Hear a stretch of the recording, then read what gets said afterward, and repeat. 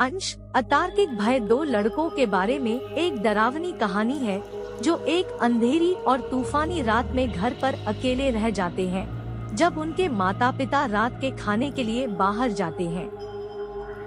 शाम के लगभग 8 बज रहे थे जब मिस्टर और मिसेस जैक्सन ने अपने बच्चों को बताया कि वे डिनर के लिए बाहर जा रहे हैं।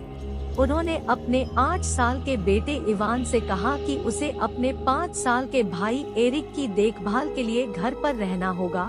जैसे ही उसने अपने माता पिता को दूर जाते देखा, इवान अधिक परिपक्व और जिम्मेदार महसूस करने लगा। वह अब घर का आदमी था। उसने अपने छोटे भाई के लिए कुछ दूध और कुकीज तैयार की, फिर उसे बिस्तर पर लिटा दिया। जब छोटा लड़का सो गया तो इवान अपने शयन कक्ष में गया और अपना पजामा पहन लिया। खिड़की से बाहर देखने पर उसने देखा कि पहले से ही अंधेरा था और हवा तेज चल रही थी। तभी उसकी नजर कुछ ऐसी चीज पर पड़ी जिससे वह थोड़ा असहज हो गया। सड़क के कोने पर काले रेनकोट में एक बूढ़ा आदमी था। ऐसा लग रहा था जैसे वह वहीं घूम रहा हो, पूरी तरह से शांत खड़ा हो। हालांकि इवान परछाई में अपनी आंखें नहीं देख पा रहा था, लेकिन उसे भयावह एहसास हो रहा था कि बूढ़ा व्यक्ति सीधे उसे घूर रहा था। उसने पर्दा खींच दिया और इसे अपने दिमाग से निकालने की कोशिश की। वह अपने बिस्तर पर लेट गया और टीवी चालू कर चैनल पलटता रहा जब तक कि उसे मौसम का पूर्वानुमान नहीं मिल गया। इसमें कहा गया कि भयंकर तूफान आने वाला है। इवान ने फिर से चैनल स्विच किया और एक सीरियल किलर के बारे में एक डॉक्यूमेंट्री देखने के लिए रुका जो आपके बिस्तर के नीचे छिप जाता है और आपके सो जाने का इंतजार करता है।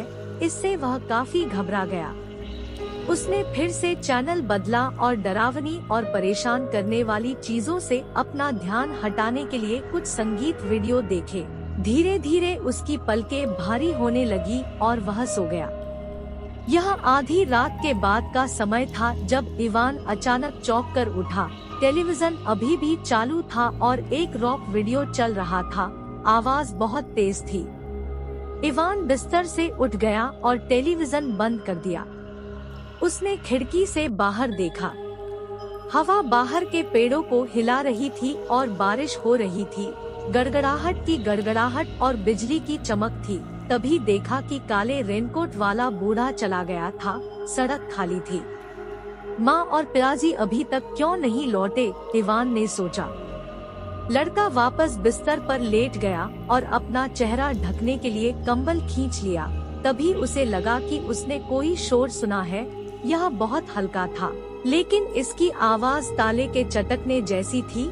अपने कमरे के सन्नाटे में उसने हर छोटे शोर को सुनने के लिए अपने कानों पर जोर डाला। क्या यह उसकी कल्पना थी या कालीन पर नरम कदमों की आवाज थी? क्या वह दरवाजा खुलने की धीमी चरमराहट थी? इवान निश्चित नहीं हो सका। उसका दिल तेजी से धड़क रहा था और उसकी सांसें जोर जोर से आ रही थी। उसने सुनने की बहुत कोशिश की, लेकिन इससे ज्यादा कुछ नहीं था। घर में सन्नाटा पसरा हुआ था। इवान डर से कांपते हुए बिस्तर से उठ गया। उसकी आंखें लगभग अपनी सॉकेट से बाहर आ रही थी। उसने शयन कक्ष का दरवाजा खोला और गलियारे से होते हुए अपने छोटे भाई के कमरे में चला गया। एरिक का दरवाजा खुला खड़ा था। इवान ने लाइट चालू की और हाँफने लगा। उसने कुछ ऐसा देखा जिस पर वह कभी नजर नहीं डालना चाहता था। कुछ ऐसा जिसे उसने वर्षों से केवल बचकाने दुःस्वप्नों में देखा था। उसका छोटा भाई बिस्तर पर बेजान पड़ा था। उसकी शीशे जैसी आंखें इवान को घूर रही थी। उसकी गर्दन एक अजीब कोण पर मुड़ी हुई थी और उसकी जीभ उसके मुंह से बाहर लटक रही थी। फर्श पर एक टूटा फूटा तकिया पड़ा था। छोटे लड़के का नींद में चुपचाप दम घुट गया था। इवान इतना भयभीत था कि वह मुश्किल से सांस ले पा रहा था।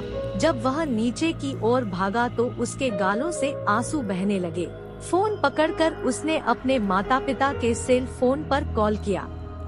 1 अंगूठी, 2 अंगूठी, 3 अंगूठी, 4 अंगूठी, 5।